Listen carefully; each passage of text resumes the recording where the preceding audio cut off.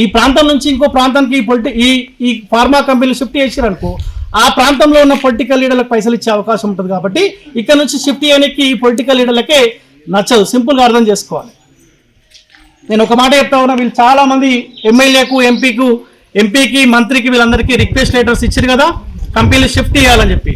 ఇంకోసారి next time మీ దగ్గరకు వచ్చినప్పుడు వీళ్ళు ఒకటే ఒక లెటర్ ఇస్తారు. దయచేసి ఒక వారం రోజుల పాటు ఎమ్మెల్యే భార్య ఎమ్మెల్యే పిల్లలు వారం రోజుల పాటు ఇక్కడే ఉండాలి, ఇక్కడే స్నానాలు చేయాలి, ఈ వాటర్ తాగాలి. ఇక్కడ పండించిన పంట ఏదైతే ఉంటుందో వరి దాని నుంచి వండిన అన్నం మాత్రమే తినాలి.